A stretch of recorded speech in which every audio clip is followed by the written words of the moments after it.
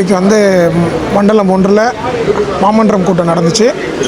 இந்த கூட்டத்தில் பார்த்திங்கன்னா பல வேலைகள் ஏற்கனவே நடந்துகிட்டு இருந்த வேலையே இன்னும் நடக்கலைன்றதெல்லாம் நாங்கள் இங்கே தெரிவித்தோம்.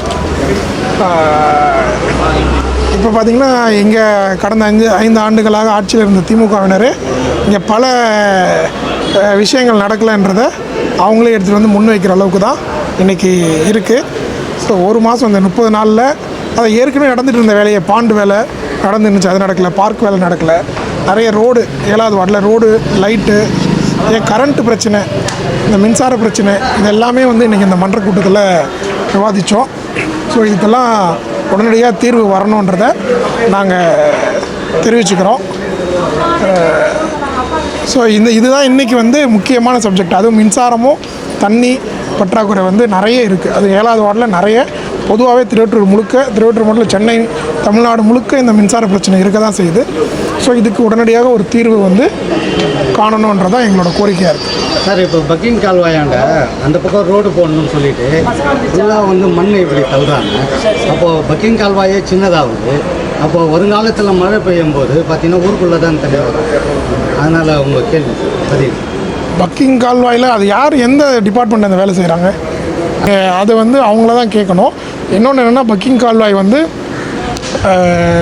க்ளீன் பண்ணி வருஷம் அதை நீங்கள் மழை வரும்போது அதுக்கான ஆழப்படுத்துகிற வேலைலாம் பண்ணணும். ஸோ நீங்கள் சொல்கிறது பார்த்திங்கன்னா, எனக்கு ரோடு பெருசாக போடுறாங்கன்னு சொல்கிறீங்க. அந்த ரோடு போடுறாங்களான்றதை நான் தெளிவுபடுத்திட்டு நான் உங்களுக்கு கேட்டு உங்களுக்கு அதுக்கான பதிலை நான் தெளிவாக சொல்கிறேன். அதே மாதிரி இந்த 10 கோடி ரூபாயில் குளத்தை வெட்டினாங்க இல்லையா, அது சேஃப்டி பண்ணுறேன்னு சொல்லிட்டு போன ஆட்சி காலத்தில் பண்ணாங்க. ஆனால் இதுவரையும் பண்ணலை. இப்போ நீங்கள் 7வது வார்டு கவுன்சிலராக இருக்கீங்க, இதை முன்னெடுப்பு எப்படி? அதுதான் நான் மன்றத்திலே கேள்வி கேட்டேன். சேஃப்டி அதுதானே கேட்டேன். அந்த மன்றத்தில் பாண்டு வந்து வெட்டியிருக்கீங்க, அதுக்கான பார்க்கு சேஃப்டி இதெல்லாம் பண்ணாமல் இருக்கீங்களே, அது எப்போ பண்ணுவீங்கன்ற கேள்வியை இன்றைக்கி இந்த மன்றத்தில் கேட்டிருக்கேன். ஏன்னா ஆல்ரெடி அந்த தண்ணியில் ஒருத்தர் விழுந்து இறந்து போயிருக்கார். அந்த நிகழ்வை நம்ம பார்த்துருக்கோம்.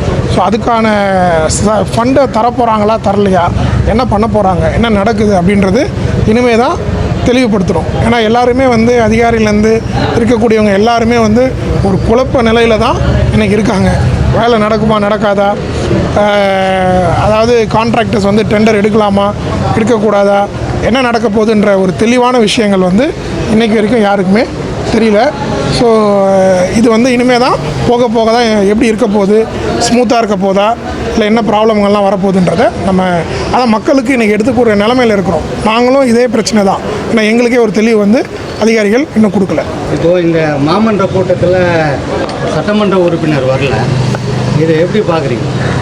சட்டமன்ற உறுப்பினர் தான் நீங்கள் கேட்கணும் ஏன் வரலன்னு. அப்புறம் 7வது வார்டு முழுக்க இந்த பெயர் பலகையெல்லாம் நீங்கள் நல்ல திட்ட உதவிகள்லாம் பண்ணும்போது இல்லை திறந்து வைக்கும்போது நிறைய இடத்துல இன்னும் மூடியே இருக்கா சார், இன்னும் ஓப்பனே பண்ணலையா? என்ன பெயர் பலகை, அப்புறம் சமுதாய கூடம் சொல்லிட்டு எதுக்காக? அதுவா எலெக்ஷன், அது வந்து அதிகாரிகள் திறக்கணும். நம்ம அதை அவங்க வந்து தெரியல, அவங்க 1 மாதம் ஆயிருக்கு, அவங்க அதெல்லாம் உடனடியாக திறக்கணும். ஏன்னா அதெல்லாம் வந்து கவுன்சிலராக இருக்கும்போது நாங்கள் பண்ண ஃபண்டு. ஸோ அதெல்லாம் பெயர் பலகை அது எலெக்ஷனில் இருக்கும்போது எலெக்ஷன் கோட் ஆஃப் கண்டக்ட் மூடுறது வழக்கம். அது திரும்ப திறக்கணும். அதை நாங்கள் வலியுறுத்தி அதான் சொல்கிறேன். என்ன பண்ணுறாங்கன்னு அவங்களுக்கும் தெரியல, என்ன பண்ண போகிறாங்கன்னு எங்களுக்கும் ஆட்சி பொறுப்பேற்று ஸோ இன்னும் என்னென்ன நடக்க போகுது, என்ன நடத்துவாங்கன்றது புரியாத நிலைமையில் தான் அதிகாரியும் இருக்காங்க. மக்கள் பிரதிநிதி ஆல்ரெடி நாங்கள் ஒரு 4 வருஷம் அந்த மக்களுக்கு சர்வீஸ் பண்ணியிருக்கோம். இப்போ இருக்கக்கூடிய காலங்களில் என்ன பண்ணணும் அப்படின்றத இன்னும் தெளிவுபடுத்தலை. ஏன்னா நாங்கள் கேட்கக்கூடிய விஷயத்தில் செஞ்சு தரது அதிகாரிகள் தான். அந்த அதிகாரியே ஒரு குழப்ப நிலைமையில் இருக்கிறதுனால என்ன நடக்க போகுதுன்னு தெரியல. இப்போ காரிகள் போன்ற இடத்துலலாம் இன்னும் தாழ் சாலையை அமைக்கலை. இந்த குறுகிய காலத்தில் அமைக்கப்படுமா? ஃபண்டு ஒதுக்குவாங்களா? அதில் ஃபண்டு ஒதுக்குவாங்களா? அமைக்கப்படுமா? அதே கேள்வி தான் எங்களுக்கும் இருக்குது. இதெல்லாம் பண்ணுவாங்களா அப்படின்ற கேள்வியை நாங்களும் மன்றத்தில் கேட்டிருக்கோம். ஏன்னா அடிப்படையான ரோடு, லைட்டு, தண்ணி இதை ஒழுங்காக கொடுக்கணும் அப்படின்றத நான் கடந்த 4 வருஷமும் கேட்டிருக்கோம். இப்போயும் என்னோடய வார்டு மக்களுக்கு அடிப்படை வசதியை செஞ்சு தரணும் அப்படின்றத நாங்கள் உறுதியாக கேட்போம். கண்டிப்பாக அவங்களுக்கு கிடைக்கிற வரைக்கும் நாங்கள் அந்த கோரிக்கையை வச்சு அதை நிறைவேற்றி தரது எங்களோட ஒரு கடமையாக பார்க்குறோம். அந்த கடமைக்கு நாங்கள் என்றைக்குமே மக்களுக்கு கூட நின்று அதை நாங்கள் போராடி பெற்றுத்தரது எங்களோட வேலையாக நாங்கள் பார்த்துட்டு தான் இருக்கோம். நாங்கள் செய்வோம். ஏன்னா என்ன ஆனாலும் எங்கள் வேலையை நாங்கள் செய்கிறதுக்கு என்றைக்குமே மக்களுக்காக உழைக்கிறதுக்கு நாங்கள் தயாராக தான் இருக்கோம். கூடவே வந்து முன்னாள் முதல்வர் வைக்கிறாங்க. அப்போ ஒரு முன்னாள் முதல்வர் மட்டும்தான் இருக்காங்களா நம்ம நாட்டில்? 50 ஆண்டுகளாக பல முன்னாள் முதல்வர் இருக்காங்க. ஸோ அப்போது வந்து எங்களோட எடப்பாடியார் படமும் வைக்கணுன்ற கோரிக்கை நாங்கள் வச்சுருக்கோம்.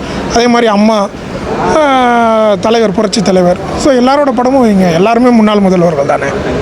ஸோ அப்படின்ற கோரிக்கை நாங்களும் ஸ்ட்ராங்காக, ஏன்னா இது முதல் கூட்டம், அடுத்த கூட்டத்தில் அதே மாதிரி இருந்துச்சுன்னா நாங்கள் எங்களோட படங்களையும் வைக்கணுன்றதை நாங்கள் கோரிக்கையாக கொடுத்துருக்கோம். ஓகே.